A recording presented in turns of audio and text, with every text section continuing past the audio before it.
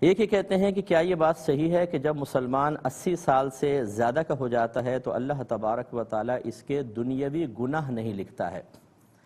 دیکھیں، ایسی کوئی بات نہیں ہے۔ یہ ضرور ہے کہ جب انسان بوڑھا ہو جائے تو ایک روایت کے مطابق اللہ تعالیٰ ارشاد فرماتا ہے، حدیث قدسی ہے کہ جب ابن آدم اگر مسلمان ہو تو جب وہ بوڑھا ہو جائے تو اس کو عذاب دیتے ہوئے مجھے حیا آتی ہے۔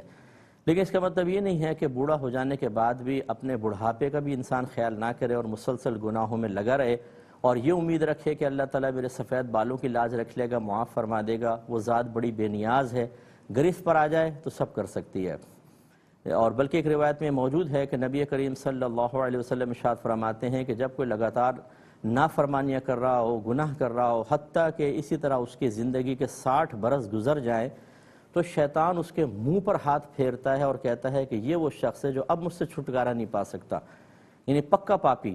تو بہرحال شیطان کہتا ہے، نبی کریم نے اس کی برائی کو بیان کیا، اللہ ہدایت دینا چاہے تو 60 سال کے بعد بھی دے سکتا ہے۔ اس کا مطلب یہ نہیں کہ نہیں دے سکتا یا نہیں ملتی ہے، لیکن یہ ضرور ہے کہ اتنا طویل عرصہ گناہ کرنے کے بعد بہت کم لوگ ہوتے ہیں جو گناہ چھوڑ کر اللہ تعالیٰ کی طرف مائل ہوں۔ یہ تو ہے، لیکن 80 سال کا ہو کے اس کے بعد گناہ نہیں لکھے جائیں گے، ایسی کوئی بات نہیں ہے۔